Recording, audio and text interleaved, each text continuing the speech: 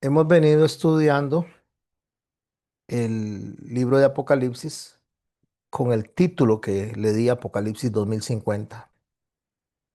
Al principio de cada clase siempre menciono que la fecha que puse no es una fecha cierta, no es que esté diciendo que el Señor va a venir para esa fecha, sino solamente fue una fecha que nos proyecte hacia adelante a nosotros para concentrarnos porque el único que sabe el día y la hora exacta es el Padre, usando las palabras de nuestro Señor Jesucristo, y ya explicamos la razón por la cual Él dice eso.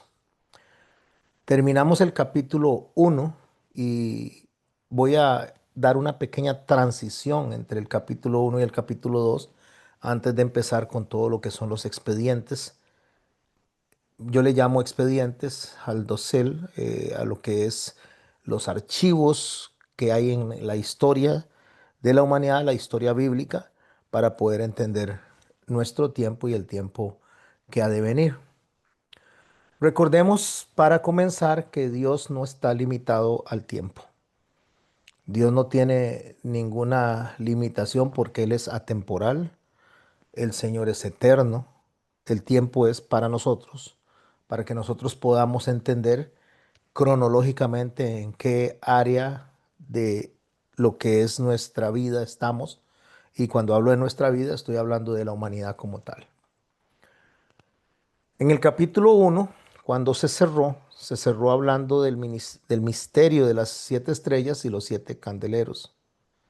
De hecho, el mismo Señor Jesucristo es el que dio la interpretación de esto. Él dijo que las estrellas representan a los ángeles o mensajeros de las iglesias.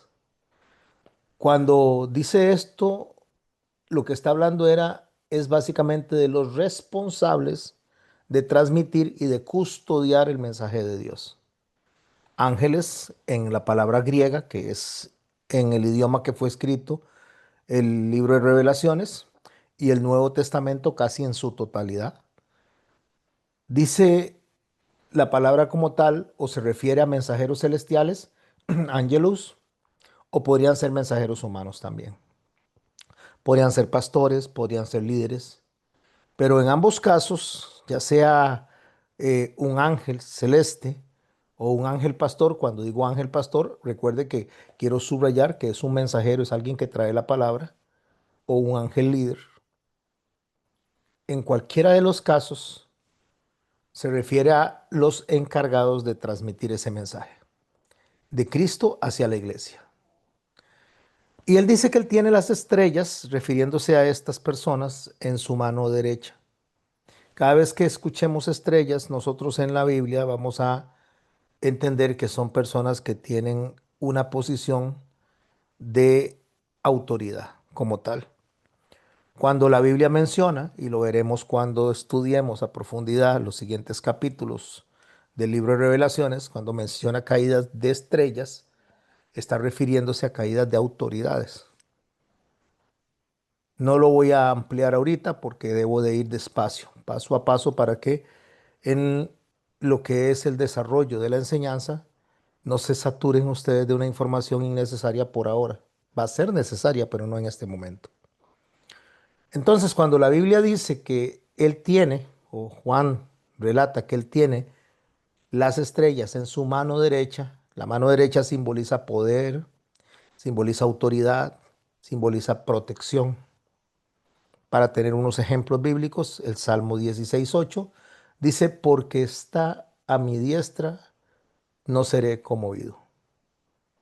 Porque está refiriéndose de poder, o sea, se está refiriendo a la autoridad, a la protección. En Éxodo 15:6 dice, tu diestra, oh Jehová, ha sido magnificada en poder.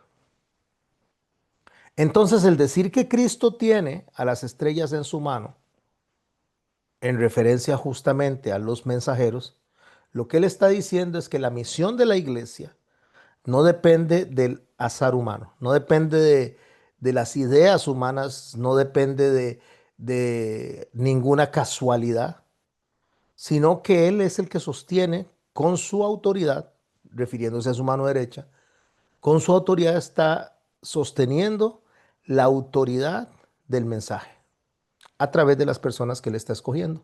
y está resguardando eso con su poder. Después, los candeleros, dice que Él camina en medio de los candeleros, que significan las iglesias o representan a las iglesias. En este caso, las 7 iglesias que vamos a desarrollar en el estudio conforme avancemos semana a semana. Y estas iglesias son las que son las portadoras de luz en medio de la oscuridad. Entonces, usando la imaginación, como me gusta utilizarla, imagínense que el planeta no tiene luz en lo absoluto, no hay electricidad, no hay sol, no hay absolutamente nada que ilumine, solo los candeleros. Y estos candeleros está hablando de que son las 7 iglesias que vamos a desarrollar. Es la única luz que hay. Y en medio de esos candeleros, Él camina, Él se desplaza. Lo que está diciendo es que las iglesias mismas que son portadoras de luz, que es la luz que viene de Cristo, están siendo protegidas, están siendo dirigidas y están siendo iluminadas por el mismo Jesucristo.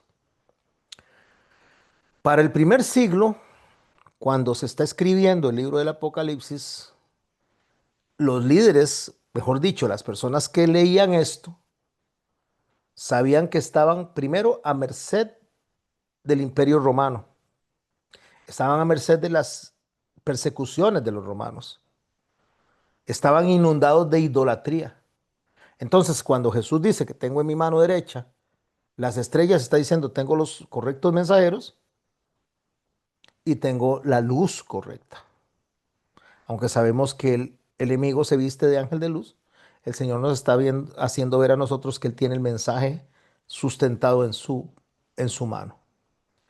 Para hoy, para nuestros tiempos, para la iglesia y para los siervos, es un mensaje, si agarramos una equivalencia a ese momento, es como decirnos a nosotros en la actualidad, porque recuerde que el mensaje es para los que era, lo que es y lo que ha de ser. Dicho que el mensaje es atemporal, significa que aplica para los de antes, aplica para nosotros y aplica para los que están por venir. Entonces, para nosotros en particular, lo que el Señor nos está diciendo es que el mensaje no se sostiene, no se sustenta por sistemas políticos, por sistemas económicos, por sistemas tecnológicos. Esto se lo digo de una manera porque vamos a ver las bestias del Apocalipsis que tampoco son animales como tal, sino que es una representación de sistemas, de imperios, de organizaciones. Eso es lo que representan las bestias.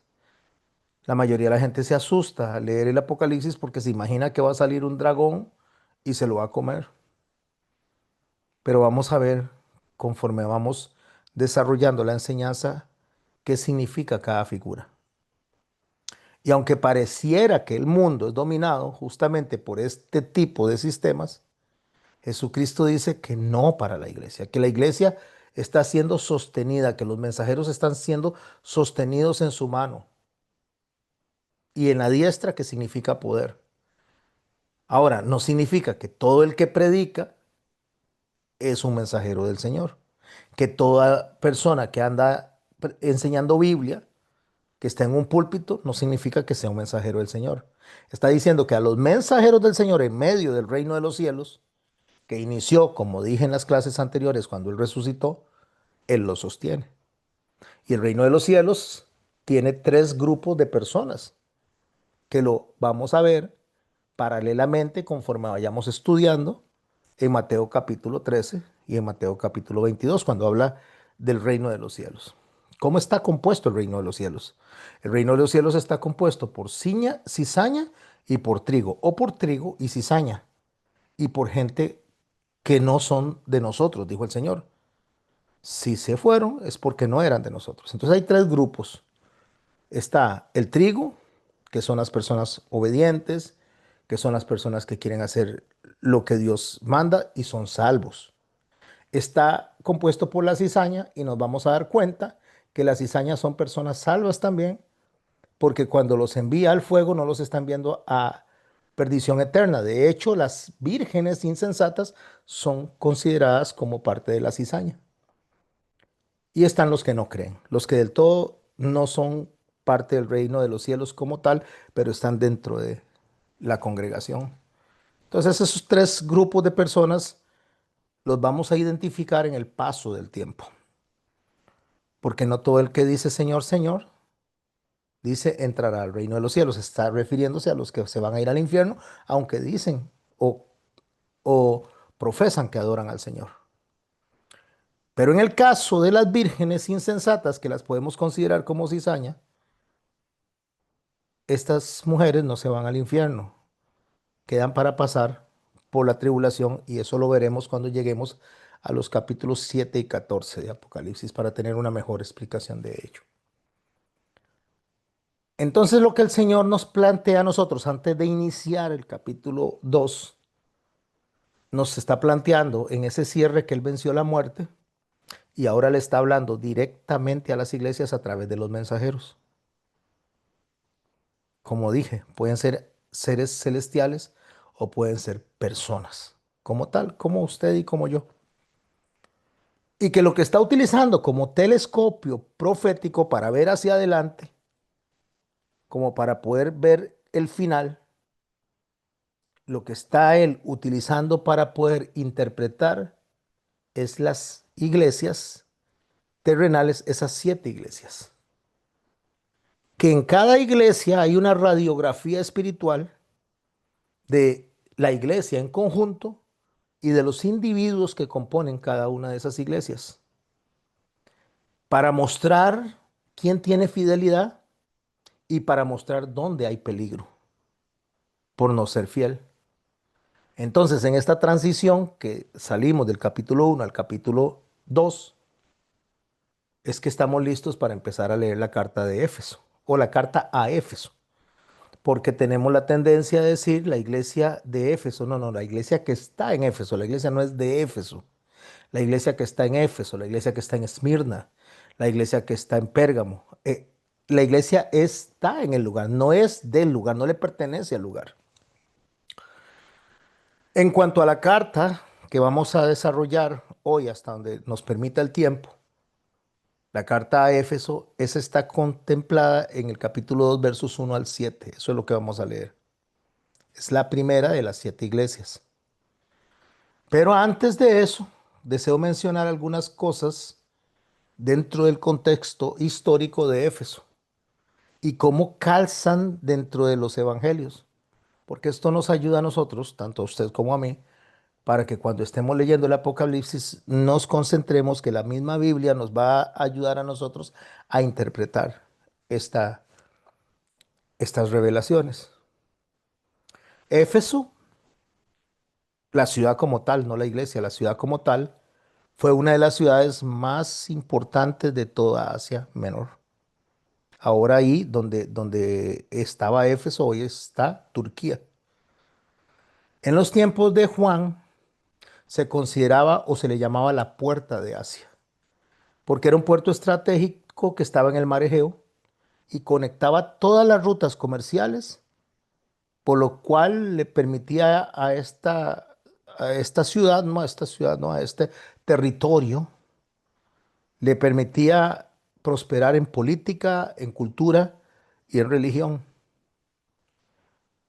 Ahí en Éfeso se adoraba a Diana de los Efesios, por eso se le llama así. Y el templo más grande que había era el templo de Artemisa. Se consideraba para ese momento una de las 7 maravillas del mundo antiguo. Claro, por supuesto que la práctica que se hacía en Éfeso era, o en el templo de Artemisa, era de idolatría. Se llegaban multitudes de personas en una peregrinación masiva y eso generaba un comercio religioso. Figuritas, amuletos, todo eso generaba mucho dinero. Aparte de que la ciudad era reconocida porque tenían mucha práctica a la magia, a los conjuros, tenían libros de conjuros y esto llegó a generar una tensión increíble en el cristianismo de esa época. Cuando usted lee en Hechos, en el capítulo 19, versos 19 al 20, ahí usted ve cómo se relata que muchas personas que se habían convertido al cristianismo, que habían sido impactados por el Espíritu Santo, empezaron a quemar esos libros de magia.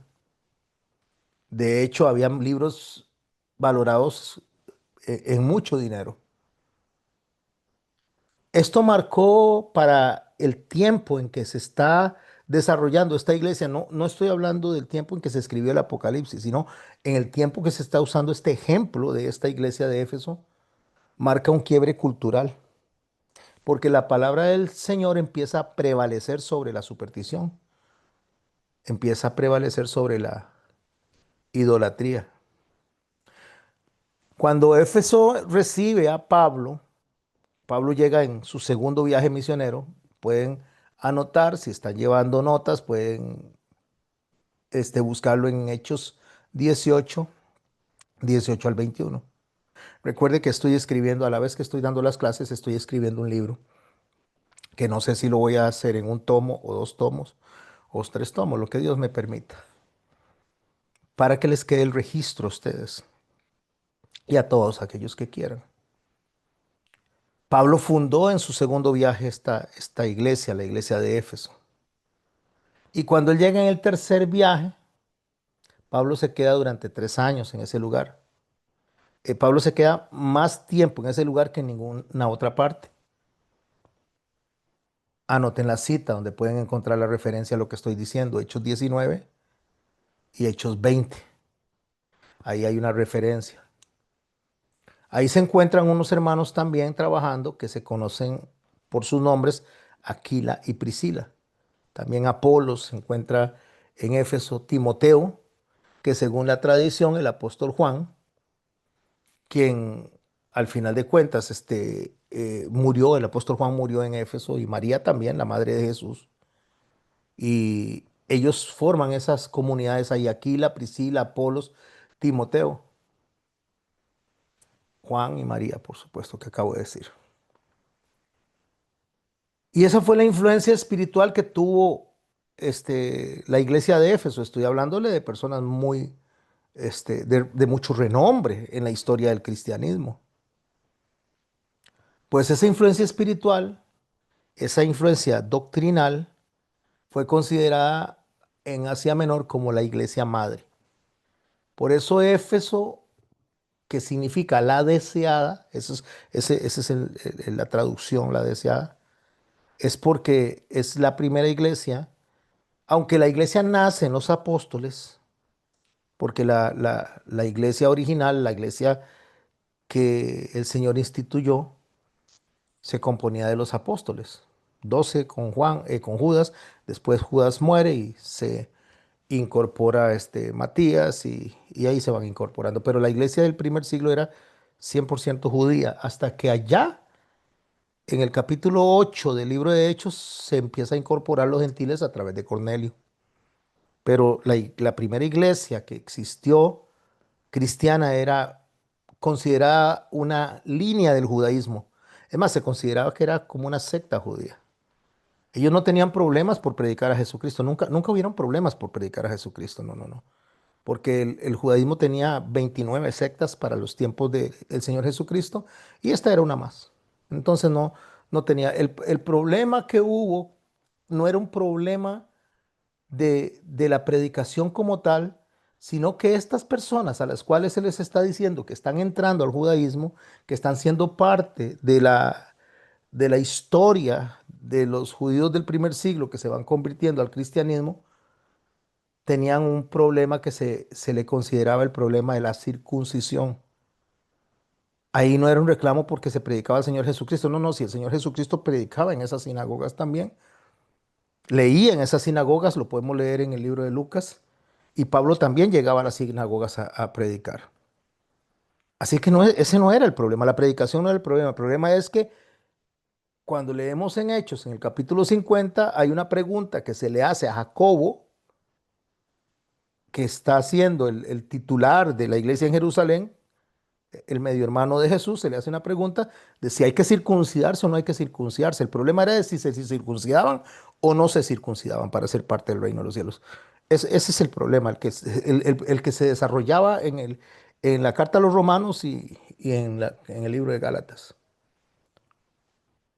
Como estamos hablando del libro de Revelaciones, solo lanzo esas pequeñas figuras, esos pequeños atisbos para que lo tengan en mente.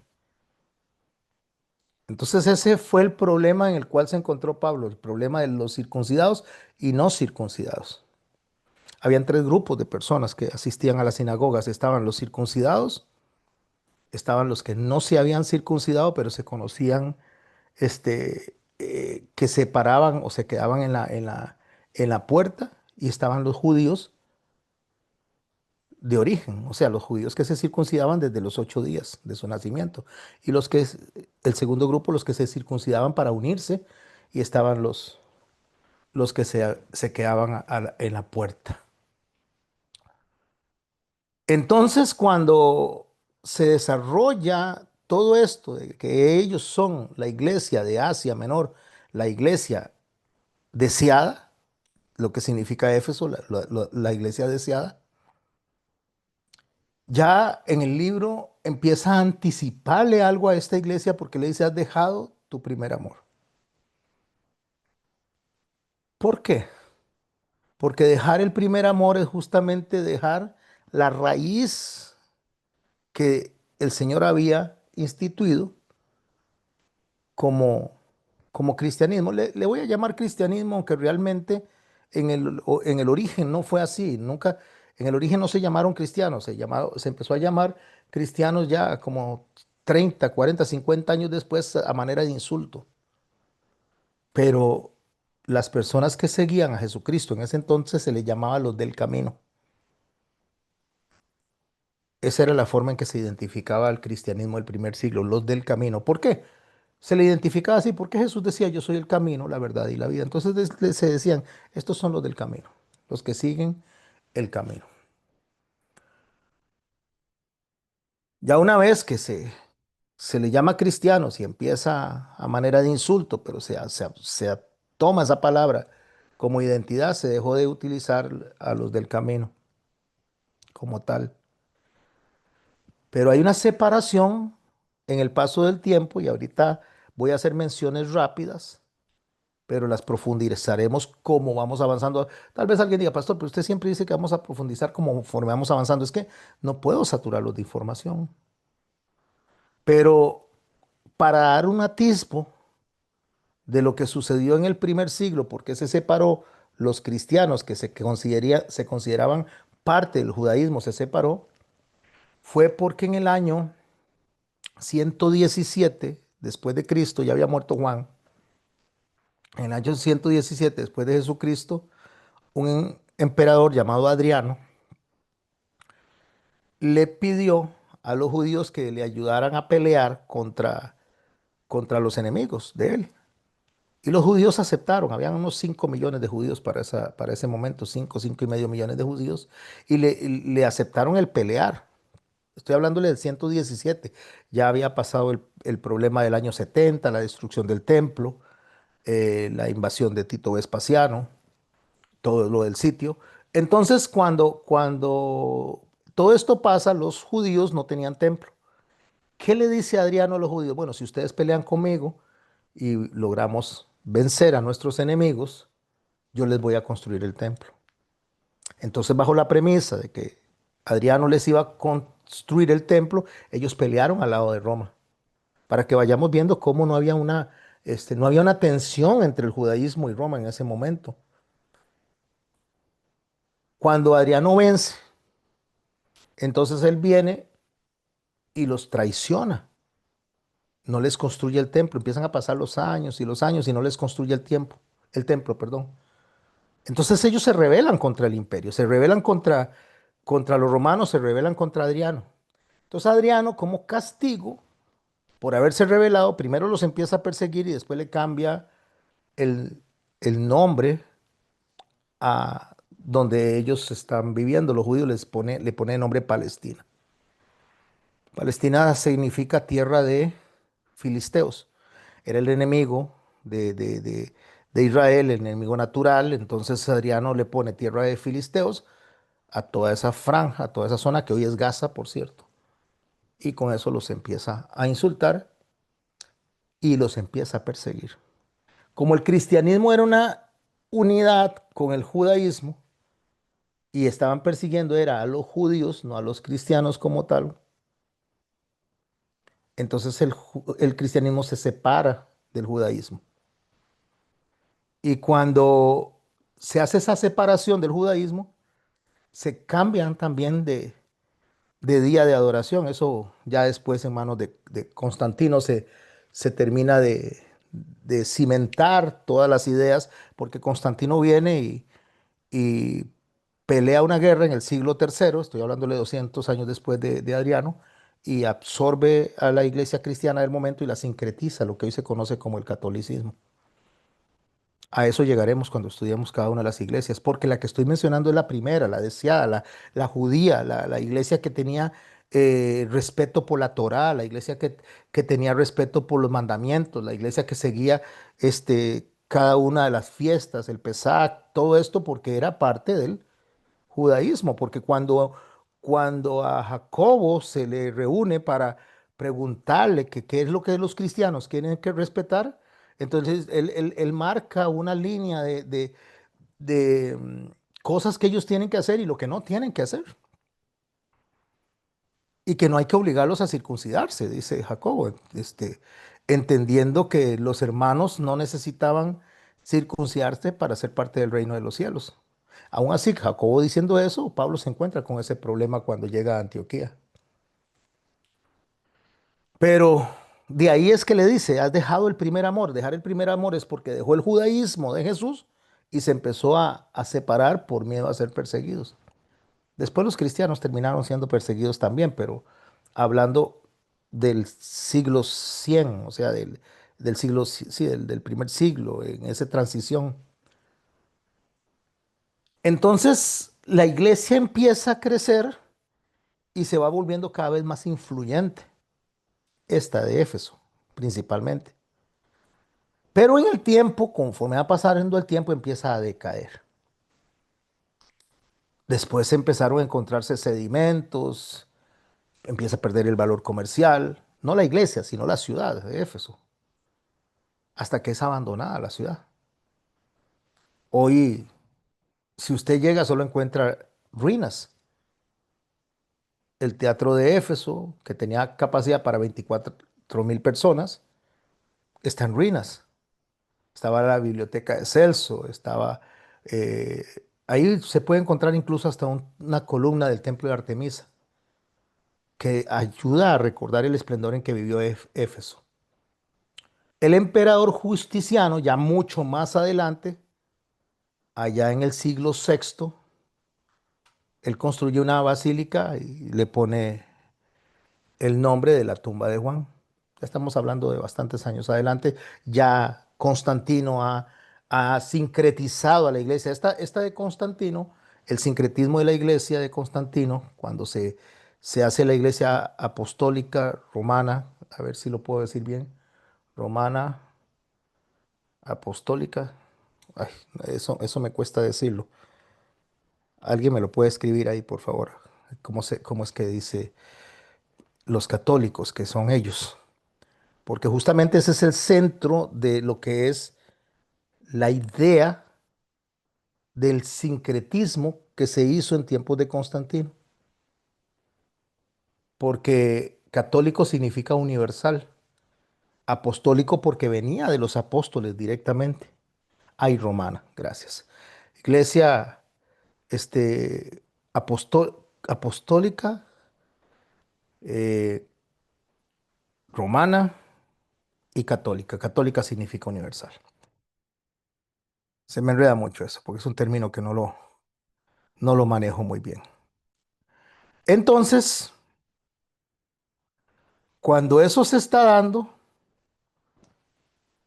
y se sincretiza, pasan los años y resulta que algo hice aquí mal, parece para ver, porque ya me perdí, se me fueron todos. Ya, ya, ahora sí. Pasan los años y esa iglesia que es universal porque quiere abarcar a todos los que se quieran sumar. Yo no sé si ustedes saben que la Iglesia Católica no es una denominación nada más. O sea, la gente cree que la Iglesia Católica es una sola, no, se compone de más de 200 órdenes. Y de hecho hay católicos ortodoxos, hay católicos del lado de Rusia y están los católicos que están marcados por la Iglesia romana, porque Constantino también dividió el imperio de esa manera. Así que mis hermanos, no es una composición de una sola, sino una composición de órdenes. Pasando el tiempo, Justiniano construye la tumba de Juan en Éfeso y se empieza a concretar lo que el Señor había profetizado, porque ya él había dicho una advertencia, dijo que si no se arrepentían, quitaría el candelero de su lugar. Recuerde que dijo que se paseaba en los candeleros, él caminaba por en medio de los candeleros. Los candeleros son la luz, los candeleros reflejan el mensaje correcto. Y allá en Apocalipsis capítulo 2 verso 5 él dice, quitaré el candelero de ese lugar, o sea, les quitaré el entendimiento. Eso es lo que significa quitar el candelero, quitar el entendimiento. Porque la iglesia en sí es la que él dijo, cada una de las 7 iglesias, este es el candelero, o sea, esto es lo que va a iluminar al mundo. Cuando él dice, quitaré el candelero de su lugar, le dijo, les quitaré el entendimiento. Entonces se vuelve una iglesia, hablando de la de Éfeso, la iglesia deseada, la iglesia que era judía, ya no empieza a enseñar judaísmo. Pero judaísmo no desde el entendimiento actual, porque la mayoría de la gente entiende como judaísmo el que nace en Israel. No, no, el que nace en Israel no es judío. El judío es el que desciende de Judá, eso en la parte étnica, o el judío es el que practica la religión judía que viene de la tribu de Leví. Entonces, cualquiera de esas dos líneas es ser judío. Vivir en Israel no lo hace a la persona judía. Ni nosotros podemos hacernos judíos, aunque digan que nos estamos judaizando. No, no nos podemos hacer judíos porque es de esas dos líneas, como les digo. Una es por nacimiento, por etnia de Judá, y la otra es por la religión, por tener ese ligamen sacerdotal hasta los tiempos de Aarón, según la línea de Leví. De hecho, Jesús es rey por la línea de Judá y sacerdote por la línea de Leví, en lo que les estoy explicando. Pero entonces el Señor dice, a través de su advertencia, quitaré el candelero de su lugar, o sea, les quitaré el entendimiento.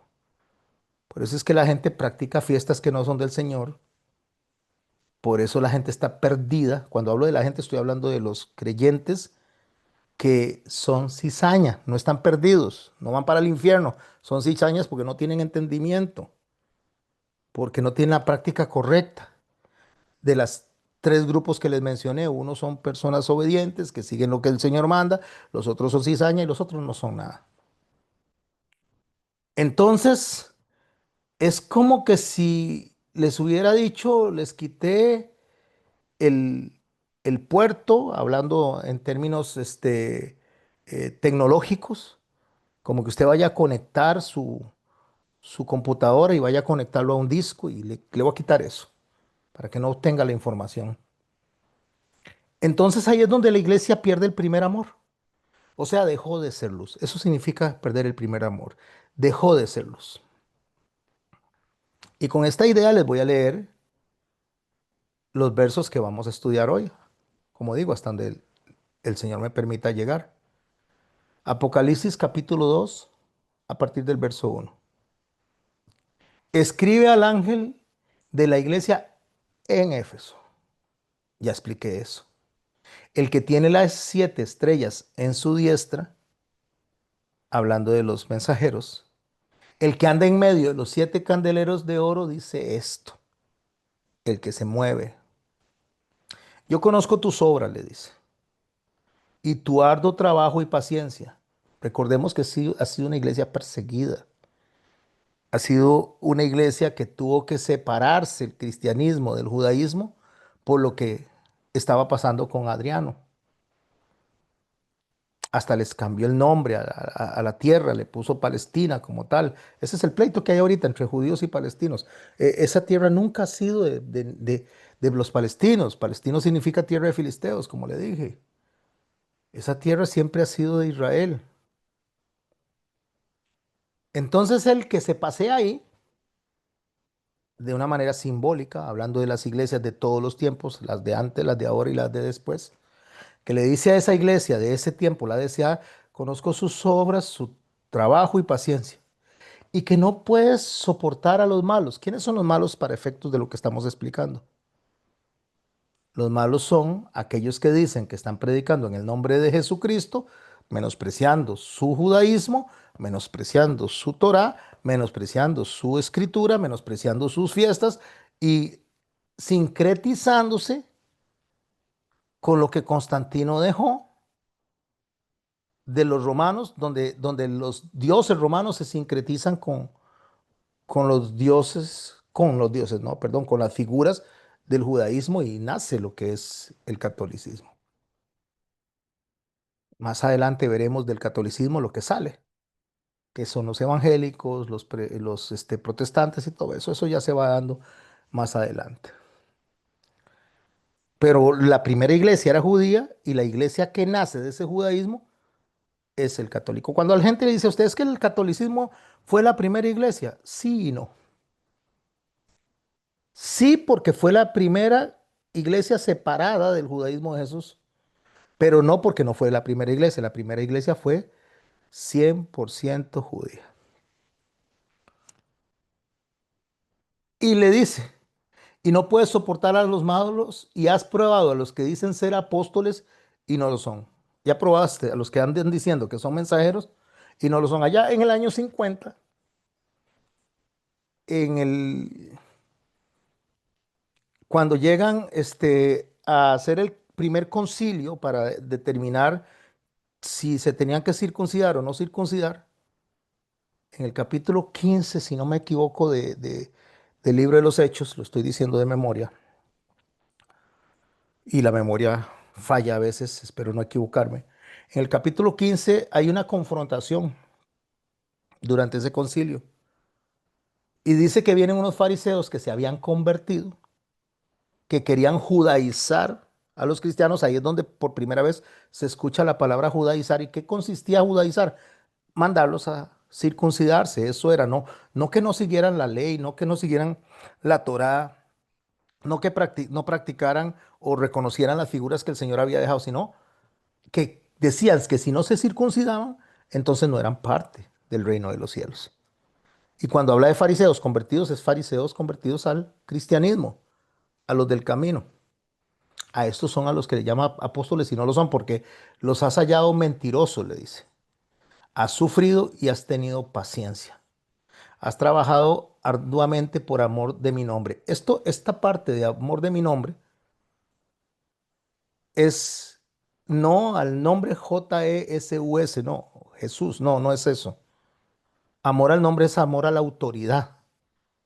Cuando nosotros reconocemos quién es el Cristo, como lo expliqué en la clase pasada, esa es la autoridad, es el que está entronado, por el cual toda rodilla se dobla y toda lengua confiesa que Él es el Señor. Es esa obra completa donde Él se encarna, vive una vida perfecta, muere en una cruz y resucita. Toda esa obra y la que permite que nosotros podamos ser parte del reino de los cielos. Y reconocer esa obra, como dice Juan 1.1, que el verbo estaba con Dios y el verbo era Dios. Y después en Juan 1.12 dice, mas a todos los que le recibieron, ¿recibieron qué? Que Dios se encarnó, que Dios estuvo con nosotros, porque así es como lo dice la profecía de Manuel, es Dios con nosotros o Dios en nosotros, y que Dios viene y resucita para que podamos resucitar en Él. Eso es el nombre de Jesús. Ese es el nombre de Cristo. El nombre no solamente es las letras como tal, el nombre es lo que significa realmente la obra que Dios hizo en nosotros y en toda su creación. Entonces dice que has trabajado arduamente por amor a mi nombre y no has desmayado. Hasta ahí le reconoce a la iglesia de Éfeso. todo lo que le parece bien al Señor. Pero viene y entonces le hace un reproche y le dice, por tanto, recuerda por tanto de dónde has caído. ¿Qué es recordarle de dónde ha caído? Recuerda lo que dejó. Lo que antes era para usted importante, lo que le hablaba de mí y ya no lo está haciendo. Ahora está haciendo otras cosas, ahora está siguiendo santos, ahora se está siguiendo estatuas, ahora está siguiendo ángeles, ahora está siguiendo un montón de cosas que fueron insertadas por Constantino. Y esa separación que se da, entonces le dice, recuerda de dónde cayó. Y vuelve ahí. Cuando la palabra de Dios dice que en los últimos tiempos hay un avivamiento, o va a haber un avivamiento enorme, la mayoría de la gente, la mayoría de los predicadores creen que se está hablando de un avivamiento en sentido numérico, miles de miles de miles de personas. No, no, está hablando de un remanente, ya sean miles o cientos, pero está hablando de un remanente. Son las personas que han llegado a entender dónde está realmente la información que nos lleva al Cristo. Fue lo que le dijo a los fariseos. Escudriñen las escrituras porque ustedes piensan que ahí hay salvación. Vea qué interesante cómo lo dice Jesús. Ustedes creen que ahí hay salvación. Porque las escrituras no son la salvación. Las escrituras nos guían a la salvación. Él dice, escudriñen las escrituras porque ustedes piensan que ahí hay salvación, pero ellas hablan de mí. Entonces, cuando dice, recuerde dónde ha caído, nos está mandando de nuevo al principio. Vea qué interesante, mis hermanos, que Dios es tan hermoso, tan maravilloso, que la mayoría de las personas, no sé si a usted le ha pasado, pero si usted habla con 100 cristianos y les pregunta cuál libro podemos recomendar nosotros para una persona que recién ha sido convertido, que recién ha sido redimido, el libro de Juan le receta. Es lo primero, Juan, porque Juan es muy bonito, porque habla del Cristo, porque Juan se mete con la persona divina y nos manda ahí al libro de Juan como referencia para empezar a leer. Y cuando llegamos al libro de Juan, lo primero que nos encontramos a nosotros es que en el principio el verbo estaba con Dios. Entonces, cuando llegamos ahí, lo que Dios hace es que nos manda al principio. ¿A dónde nos manda Dios? Al Génesis. Váyase para el Génesis. Ahí es donde habla todo. De ahí para acá, para que entienda por qué lo salvé, por qué lo redimí. Y nos manda a la Torah, nos manda al Antiguo Testamento. Entonces eso es volver al primer amor. Volver al primer amor no es un asunto de que el corazón va a empezar a latir, no es un asunto de emoción, es un asunto de el primer amor. Para yo decir, bueno, pero ¿qué me está diciendo el Señor el primer amor? Primero tengo que definir qué es amor. Porque si yo no defino qué es amor, no sé a dónde me está mandando. Pero resulta que me está mandando justamente a Él mismo, a Dios mismo. Porque la palabra de Dios me dice que Dios es amor. Cuando nosotros leemos Juan 17, déjeme buscarlo. Cuando nosotros leemos Juan 17, del primer verso, dice, estas son las cosas que habló Jesús y levantando los ojos al cielo dijo, Padre, la hora ha llegado. Ya iba a ser sacrificado. Glorifica a tu Hijo para que también tu Hijo te glorifique a ti, como le has dado potestad sobre toda carne. O sea, le ha dado poder sobre la humanidad. Toda carne es sobre toda la humanidad. Para que dé vida eterna a todos los que me distes. Y esta es la vida eterna. Escuche, por favor. ¿Cuál es la vida eterna? La vida eterna no es vivir por siempre, no. Porque nosotros, déjeme decirle, si no había notado, el alma vive para siempre. El alma no muere. El alma una vez que está puesta en nosotros, ese soplo que Dios puso en nosotros, es inmortal. El cuerpo es mortal, pero el alma es inmortal. Y el alma va a vivir por siempre con Dios o va a vivir por siempre en el infierno quemándose, en el agua de fuego. Entonces, cuando dice el que es vida eterna, el Señor dice que la vida eterna es conocer al Padre y conocer al Hijo, porque es lo que nos va a sacar a nosotros. Es lo que Él dijo, vayan a las Escrituras. Ahí ustedes creen que hay salvación, pero esas hablan de mí.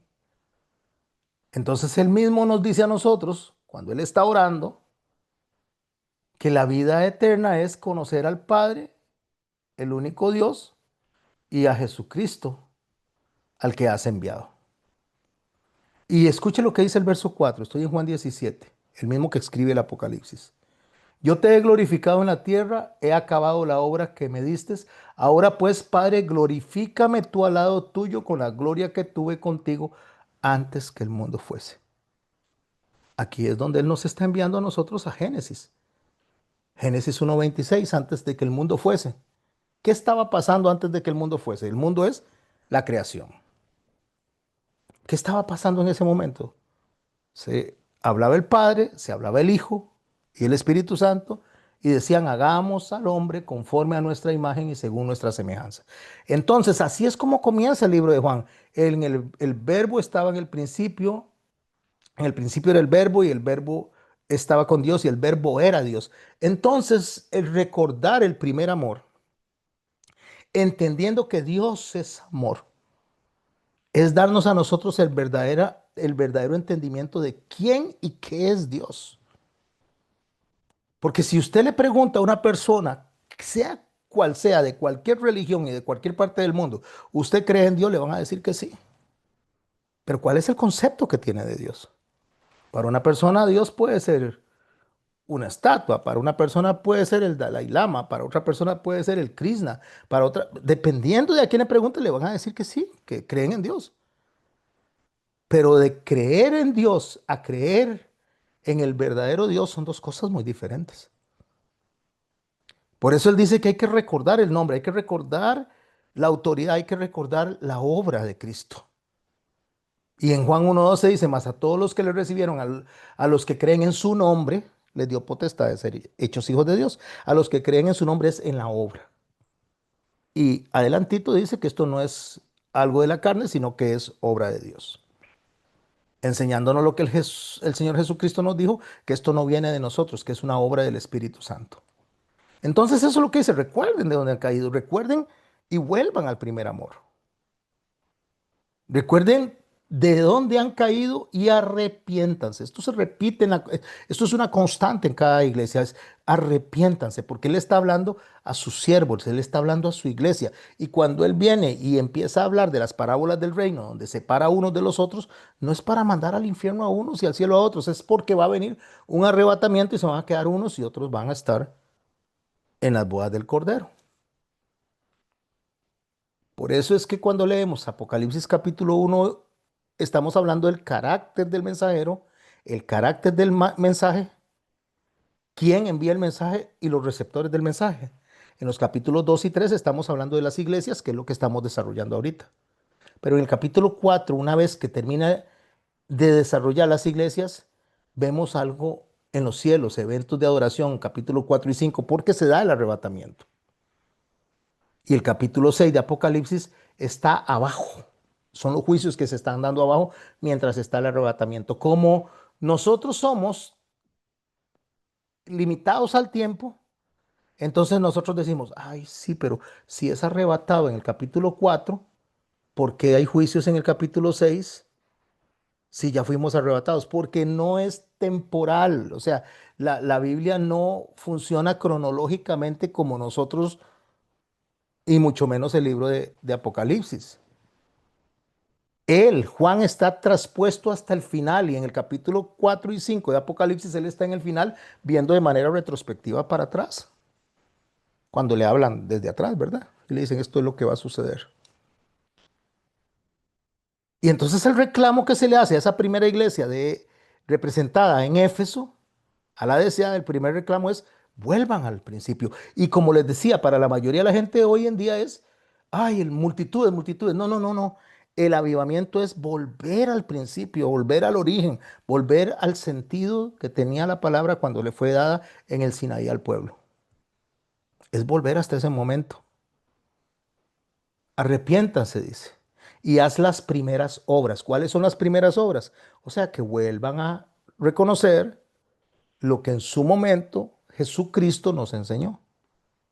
Porque le está hablando a la iglesia inicial, a la iglesia de Éfeso, a los apóstoles en sí, lógicamente con un alcance hasta nosotros. Y si no, le dice, si no hace eso, si no hace eso, o sea, si no se arrepiente, si no hace lo que tiene que hacer, Entonces, ¿qué es lo que va a pasar? Le voy a quitar el candelero. Voy a venir y le voy a quitar el candelero de su lugar. O sea, la posición de autoridad que le había dado se la va a quitar. La posición de poder ser luz para las naciones se lo va a quitar. Pero tienes esto, dice. Le reconoce, bueno, pero usted tiene algo que aborreces a los nicolaitas. ¿Quiénes eran los nicolaitas? Los nicolaitas eran unas personas que van muy conectadas al arrianismo que negaban que Jesucristo había sido encarnado, o sea, la divinidad de Jesucristo era negada. Y ese pensamiento estaba siendo objeto de confusión para algunos hermanos del primer siglo o de los primeros siglos. Y él dice, a estos también los aborrezco, porque negar la divinidad de Cristo es negar a Dios mismo, porque es justamente lo que estamos hablando de reconocer el nombre, la obra de Cristo. Ustedes niegan a los nicolaístas, a los cuales yo aborrezco. Y dice, el que tiene oído, oiga lo que el Espíritu dice a las iglesias. El que tiene oído, que oiga. Esto nos conecta al capítulo 6 del libro de Deuteronomio, que es la Shema. Este oiga es hiperacusia, este oiga es escuche, preste atención y ponga en práctica. Nosotros tenemos un conflicto cuando oímos y razonamos. Y cuando razonamos, entonces terminamos no obedeciendo, porque la razón, el ser humano empieza a darle explicaciones a lo que no tiene que darle explicaciones. La Shema dice, oiga y obedezca. O sea, si Dios lo dijo, se hace. No tenemos por qué estar haciéndole números como pasa ahora con estas actividades que se hacen a fin de año, que el Señor establece que en su Torah, esas son las obras, es volver a lo que al principio decía, estas son las fiestas, este es el Yom Teruah, este es el Pesach, este es el Shevaot, este es el Pentecostés. Aquí está el calendario profético y aquí está el calendario con el paso de los tiempos. Por eso Pablo le dice en Primera de Tesalonicenses, a los hermanos que dice que no tiene que decirles ni hablarles de las, de las épocas, de los tiempos. Porque lo que está hablando justamente Pablo en ese momento es que ya todo está descrito en el Levítico, no necesita enseñarle eso. Ya eso deberíamos de saberlo. ¿Por qué deberíamos de saberlo? Porque está ahí, está escrito. Si volviéramos a escudriñar, si no fuéramos allá, estaríamos sabiendo en qué posición estamos dentro del tiempo y cuándo el Señor podría venir dentro de ese tiempo. Pero los nicolaitas lo que hacían era confundir y alejar a la gente, lo mismo que lo hacían los estoicos y cada uno de estos filósofos de la época. Lo que hacían es separar, porque eran filósofos que se volvían al cristianismo y metían la filosofía, todo lo que era el estoicismo, lo que eran los epicureos. Esos son tipos de pensamientos filosóficos que entraban a la iglesia y la iglesia se empezaba a mover más por la filosofía que por la verdad. Y eso fue lo que confundió a las personas del primer siglo. Y eso de los epicureos y los estoicos empezó a venirse hasta los días de hoy. Entonces la iglesia de hoy, y vea que no separo, digo que no son iglesia, porque el Señor dice muy claro, es que hay personas que están confundidas en los últimos tiempos. El avivamiento es el volver a la verdad. Porque hay personas que van a seguir confundidas y no van a ser parte de ese remanente, de ese avivamiento. No dejan de ser salvos. Pero los que estamos siendo enseñados, nos toca, antes de que venga el Señor, nos toca explicarle a los que podamos explicarle si tenemos tiempo. Cuando Él dice, el que tiene oídos para oír, que oiga, que no se ponga, no, no, no, pero si celebramos en diciembre, eso es porque no pasa nada, estamos celebrando el amor, la amistad, todo eso. No, no, es que el Señor dice que no metamos nuestra opinión ahí, que obedezcamos las cosas como Él las está marcando. Por eso le dice, el que tiene oídos, que oiga lo que el Espíritu le dice a las iglesias, que oiga es, oiga y obedezca. Y termina la línea diciendo, al que venciere, le daré de comer del árbol de vida. El árbol de vida representa a Cristo. La vida y vida en abundancia, conocer a Cristo y conocer al Padre. Conocer al Padre y conocer al Hijo nos da a nosotros vida porque nos da entendimiento. Y cuando dice el cual está en medio del paraíso de Dios, es porque nos está evocando al Edén y nos está evocando al final. Y si usted me dice, ¿cómo al Edén? ¿Cómo en el Edén? Vean, mis hermanos, si hay algo que tenemos que entender, es que el fruto que Eva tomó no era malo, era bueno, dice la palabra de Dios. Era bueno para alcanzar sabiduría. Pero ella tomó ese fruto en desobediencia a lo que Dios había dicho, lo compartió con su esposo e introdujo por la codicia el pecado en el mundo. Entonces no podía accesar al Señor Jesucristo, no se puede accesar a Él hasta que no haya un arrepentimiento, una muerte y una resurrección. Porque Jesús muere por una razón, porque Dios es el esposo de la iglesia. Jesús representa al novio. Cuando el hombre adultera porque toma la enseñanza de Satanás, con que Dios os ha dicho que van a morir. No, no, no, no van a morir, es que van a ser como Dios y Él sabe que ustedes van a ser como Él. El hombre representado en la mujer y el hombre absorbe esa enseñanza, se separa, adultera es poner algo en la relación que no estaba, un tercero en la relación que no debe estar, se separa, entonces Dios le da carta de repudio a Adán y a Eva y los expulsa. Se divorcia de ellos, los manda al mundo y pone unos ángeles porque no pueden entrar, no se pueden reconciliar hasta que se arrepientan. Pero resulta que en la misma línea de Deuteronomio dice que una vez que el hombre se va, que la mujer se va, que no lo acepte de regreso. Pues porque anda con otro hombre, con otra mujer, anda en adulterio. Entonces va a traer toda esa perdición, toda esa contaminación, lo va a traer al esposo o la esposa ofendida. Entonces le dice, no, quédense solos. Es lo que Pablo desarrolla en los Corintios. Van a ver cómo estamos leyendo en el Apocalipsis 2050 toda la Biblia. Y le dice, no, no, quédense solos. Entonces pone dos ángeles y le dice que se vayan porque el hombre no puede estar así con esto. Ya él accesó al fruto y entonces que le era prohibido, entonces le dio entendimiento. ¿Cuál es el entendimiento? El conocimiento del bien y el mal. El problema consiste en la forma en que el hombre conoce el bien y el mal. Dios sabe lo que es bueno y lo que es malo. Dios conoce el bien y el mal. Pero en la práctica Dios no conoce el mal. En el conocimiento, Él sabe lo que está mal y lo que está bien. El hombre conoce el bien y el mal en la práctica. Contamina su cuerpo, contamina su mente, se contamina y el hombre ya no puede estar a la par de un Dios santo. Lo expulsa. Entonces, ¿cómo se arregla esa situación? ¿Cómo se resuelve esa situación? Entonces se resuelve de una manera, solo con la muerte. El adúltero tiene que morir, tiene que ser apedreado, es lo que dice la ley, para que él inocente se pueda volver a casar. Como el Señor Jesucristo le dijo a los fariseos que no es así, porque al principio no era así, ¿y por qué entonces Moisés permitió carta de divorcio? Bueno, Moisés permitió carta de divorcio por la dureza de su corazón, no arrepentido.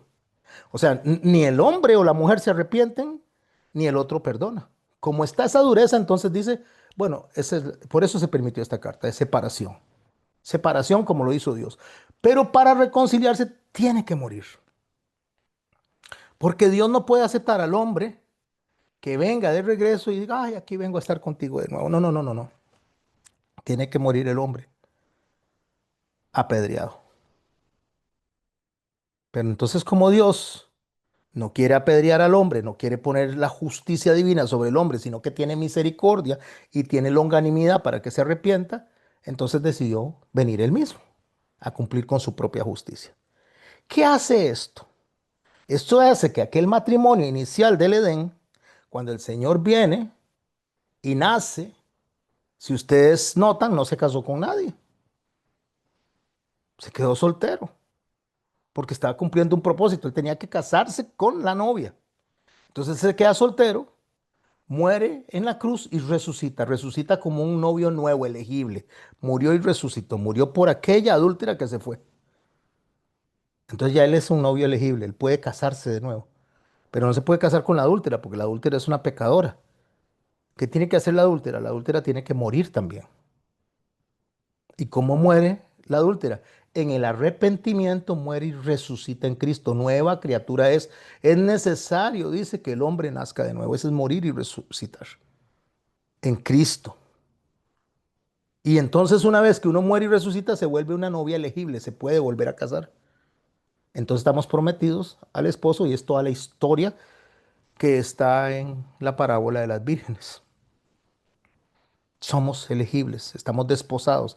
Desposarse significa estamos prometidos al esposo y él está prometido a nosotros. Él muere y se va a preparar un lugar. Dice, en la casa de mi padre muchas moradas hay. Si así no fuera, yo os lo hubiera dicho. Voy pues a preparar un lugar para vosotros. Entonces este simbolismo de la amada, que es la palabra Éfeso, o la deseada como tal, es un simbolismo riquísimo, porque nos conecta justamente al Edén y nos conecta al Apocalipsis, porque en el Apocalipsis se está dando las bodas del Cordero de aquel que resucitó, murió y resucitó, con los que mueren y resucitan. Entonces la Éfeso es la recién desposada, es la que está comenzando los primeros pasitos con la relación con Cristo. Jeremías 2, verso 2 dice, me acuerdo de ti, de la fidelidad de tu juventud, del amor de tu desposorio, cuando andabas en pos de mí en el desierto. ¿Qué está diciendo? Que nosotros nacemos con una necesidad de encontrar el primer amor. Eso está en nosotros, está metido, está arraigado. Eso es el deseo de adorar, pero como no sabemos a quién adorar, como no tenemos los expedientes, como no tenemos la enseñanza, adoramos lo primero que aparece, incluso a nosotros mismos, porque hay una necesidad en el corazón, porque cuando Dios sopló aliento de vida, nos sopló la necesidad de adorarlo. Es más, en la misma respiración nosotros decimos el nombre de Jehová. Todo lo que respira, alabe a Jehová. Desde que respiramos hay una necesidad de todo lo creado de adorar a Dios. Es lo que la creación hace, gime a una por la restauración de todas las cosas. Es lo que Dios hizo. Entonces nos conecta como la esposa amada a Cristo, como la deseada, y por eso Él dice, vuelva al primer amor. Es aquella conexión inicial con su esposo, cuando andaba caminando con los discípulos. Por eso es la amada de Cristo, porque es la recién prometida, la que debía de haber mantenido la fidelidad y no la ha mantenido. Entonces la longanimidad de Dios lo que está dando tiempo es para que todo hombre proceda al arrepentimiento. Lo que pasa es que lo que Cristo está reprochándole a la iglesia inicial es el no volver al primer amor. Vuelva a amarme, vuelva a reconocerme como me reconocieron cuando daban la vida por mí porque sabían que yo soy el Dios encarnado, que el Hijo de Dios es Dios encarnado, que es Dios resucita y que mandó al Espíritu Santo. El reconocer esa obra es lo que está diciendo, vuelvan a eso, vuelvan a primer amor. Pero en lugar de eso se empezó a enfriar. Entonces, cuando nosotros entendemos esto en la interpretación cronológica y lógica de los 7 periodos de la historia cristiana, comprendidas en las 7 iglesias, podemos ver esta iglesia del primer siglo que inicia entre el año 30 y el año 120, 150 más o menos, porque es hasta Adriano más o menos. O sea, desde que el Señor viene y deposita el Espíritu Santo en la iglesia a través en el día del Pentecostés, es derramado sobre los que están en el aposento alto hasta el año 100, pasado el 100, 120, 130. Esa es la iglesia apostólica, fundada sobre la enseñanza de los apóstoles. Era la que tenía ese celo doctrinal, esa era la que estaba enfrentando esas persecuciones, la que estaba luchando contra los falsos maestros. Y esa fue la gran expansión misionera, la gran expansión de los predicadores como Pablo, como Pedro, como Juan, como todos los que escribieron los evangelios. Sin embargo, se enfrió. Se enfrió debido a las persecuciones y eso es lo que estamos leyendo hoy. Porque la amada, la escogida, la que tenía fuerza en doctrina, en trabajo, se enfrió. Esa es la paradoja. Es la amada de Cristo, pero a la vez es la que se enfrió, la que se cansó, como le pasa hoy día a más de uno. Y por eso es que digo que estamos hablando de lo que es el carácter de la iglesia en manera comunitaria y de manera individual, porque eso es lo que le pasa justamente a la mayoría de los creyentes. Entran con una euforia, con un deseo de estarse congregando. Y mire, yo quiero ir lunes, martes, miércoles, jueves, viernes, sábado y domingo, si es posible. Ojalá que hagan discipulados. Eso es lo que inicia en el corazón, que desea estar siempre aprendiendo de Cristo y explicándole a todos y llamando a todo mundo que venga a Cristo. Pero se empieza a enfriar y se empieza a enfriar y ya no quiero ir todos los días, voy el fin de semana. No, ahora ya ni el fin de semana, está lloviendo mucho. Ah, no, no, es que tengo que lavar y se va enfriando. Ese es el ciclo que nos está enseñando el Apocalipsis, el ciclo en que cae un creyente y le dice, vuelva al primer amor, vuelva a la marca de inicio, al compromiso, porque las 7 iglesias son etapas por las cuales pasamos todos durante el tiempo desde que inició la iglesia hasta la consumación en las bodas del Cordero. Por eso, mis hermanos y mis hermanas, cuando él dice, escribe al ángel que está en la iglesia de Éfeso, el acto que está haciendo es que la autoridad divina le está mandando un mensaje al que está dirigiendo a su iglesia. En este caso, para efectos de nosotros, el Señor pone eso en mi corazón, pone todo lo que estamos aprendiendo y se los traslada a ustedes a través de mi persona. Y ustedes se lo trasladan a otros. Es una cadena. Es una cadena en la cual todos nos convertimos en predicadores, todos nos convertimos en testigos. Por eso somos las estrellas en la mano de Cristo. Y Él se pasea entre las iglesias, caminando en medio de todos nosotros, para que nosotros podamos tener esa presencia activa, donde está reconociendo por su omnisciencia, no en la parte intelectual, sino en la parte omnisciencia.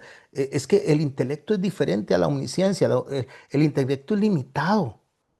La omnisciencia es de Dios. Eso no se puede trasladar al hombre. Usted y yo tenemos intelecto, aprendemos, pero Dios puede ver nuestros pensamientos. Entonces, esto que Él está viendo, el trabajo, copos, se dice en griego, eso es un esfuerzo hasta el cansancio. Está diciendo, yo les estoy viendo que ustedes tienen paciencia, hipomonés, perseverancia. O sea, están perseverando hasta el cansancio, hasta que se duerman, como las vírgenes, que unas se durmieron, no, unas no, todas se durmieron, solo que unas tenían aceite extra y las otras no. Pero ustedes se cansaron tratando de rechazar a los malos. Has sufrido, has tenido paciencia, has trabajado arduamente por amor a mi nombre y no has desmayado. Este sufrimiento es real en esa iglesia. Era la persecución que se inició desde el primer siglo. Pero aún así, en medio de la persecución, la iglesia tenía resistencia activa con esperanza por amor al nombre de Cristo. No por prestigio a la misma iglesia, no por decir, ay, qué maravillosos somos, qué buena iglesia somos, qué buenos somos, no, por amor a Cristo. Por eso dice, por amor a mi nombre. No se rindieron, siguieron avanzando. Pero de un momento a otro le dice, sí, pero se enfriaron, dejaron el primer amor. El ardor que tenían al principio ya no está.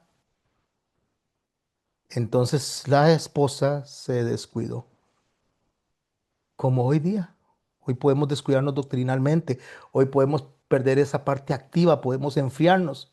Y el Señor dice, arrepiéntanse, vuelvan al primer amor, porque el llamado que Él hace es triple. Recuerde de dónde ha caído, arrepiéntase y haga las primeras obras. O sea, recuerde, arrepiéntase y repita lo que hacía con el esfuerzo y el entusiasmo que estaba haciendo desde el principio. Se lo dice a la iglesia de Éfeso, pero por alcance a nosotros. Y si no hace eso, les voy a quitar el candelabro. Pero yo quiero aclarar algo aquí. Cuando él dice, si no hace eso, les voy a quitar el candelabro, no es que el Señor viene y como dice, me va a sacar el clavo. No, no. Es que si nosotros no nos discipulamos, si no nos congregamos, si no escudriñamos las escrituras, ¿qué entendimiento vamos a tener? El Espíritu Santo, que es fuego, necesita la leña para quemarla. El, la iglesia de Éfeso perdió el norte. La iglesia de Éfeso quedó abandonada. Aunque aborrecía a los nicolaitas, aunque estaba aborreciendo esa mezcla de paganismo y cristianismo, no fue suficiente para sostenerse.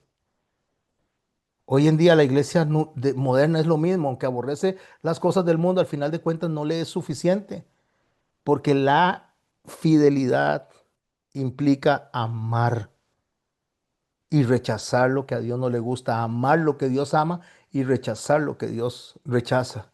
Al que tiene oídos para oír, que oiga. Es un llamado universal, mis hermanos, a escuchar en obediencia. El que vence no se incomoda por lo que está escuchando hoy. El que vence es el que dice, sí es cierto, voy a seguir fiel al Cordero, voy a participar en el árbol de la vida, voy a volver al Edén, voy a restaurar la nueva Jerusalén como Apocalipsis 22 en mi corazón. Aún no hemos llegado ahí, pero ya voy a empezar a restaurarla desde ya. Voy a levantar los muros, como dice Jeremías. Voy a restaurar la palabra, como decía Esdras. Voy a levantar el templo, como decía Zorobabel. Así que mis hermanos, para ir cerrando la clase de hoy, que tengamos un poquito de tiempo para platicar, conversar. En el primer siglo, la iglesia era resistente a Roma. Hoy nosotros tenemos que tratar de hacer lo mismo. Resistirnos a la parte digital. No es que no utilices la parte digital, es que no te absorba la parte digital, que no pase la mayoría del tiempo usted metido en los teléfonos, escuchando cosas que no tiene que escuchar, investigando en el Big Data, solamente pensando en los algoritmos, porque la pregunta es la misma. Recuerde de dónde está cayendo, recuerde de dónde está cayendo. Muchos de ustedes, mis hermanos, la mayoría, porque no sé cuántos pequeñitos están ahí detrás, nosotros no teníamos tanta información. Nos íbamos a la Biblia y eso era lo que teníamos. Ignarios cuando íbamos a cantar. Lo que se predicaba era lo que nos traíamos a la casa, ni computadoras había. Pero hoy hay tanta distracción, dice, recuerde de dónde han caído. Lo que el Señor está diciendo es, recuerden, yo tengo la última palabra, yo los estoy sosteniendo en mi mano, porque las estrellas son los que deben de llevarles el mensaje, pero ¿sabe cuáles son las estrellas modernas para la mayoría de los creyentes? Influencers políticos, inteligencia artificial. Y es donde el Señor dice, recuerden de dónde ha caído porque si no les voy a quitar el candelabro, el candelero. No es en los sistemas políticos, no es en los sistemas tecnológicos donde está la luz, aunque parezca.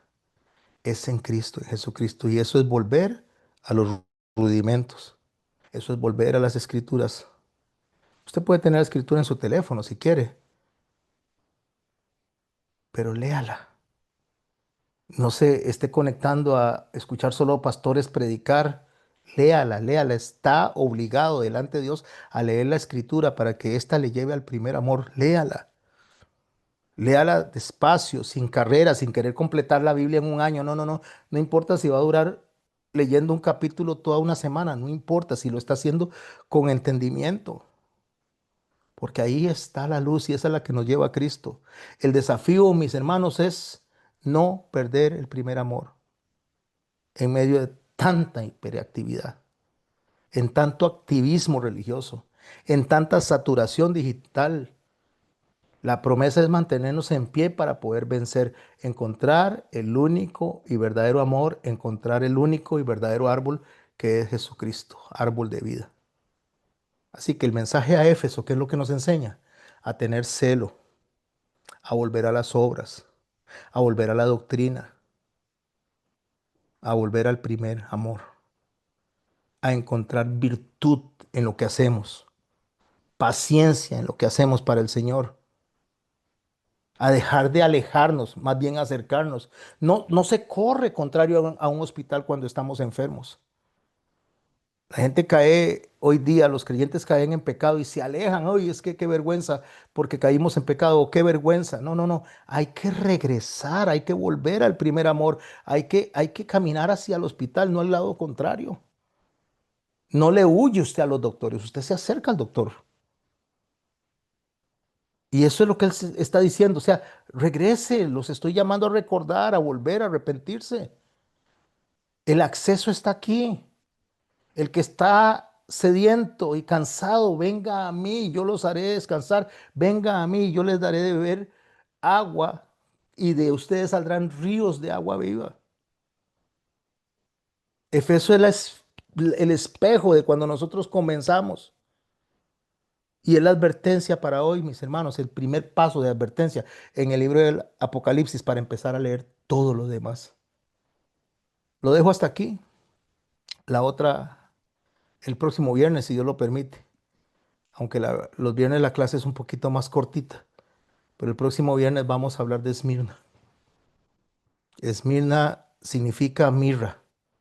O sea, es una resina aromática, es un incienso, es como un bálsamo. Entonces, Esmirna se refiere al tiempo de dolor, al tiempo de ser triturado, al tiempo de ser perseguido, al tiempo de ser quemado. La deseada deja de lado su compromiso y se convierte en Esmirna. Eso lo dejamos para la próxima semana. No, perdón, para el próximo viernes.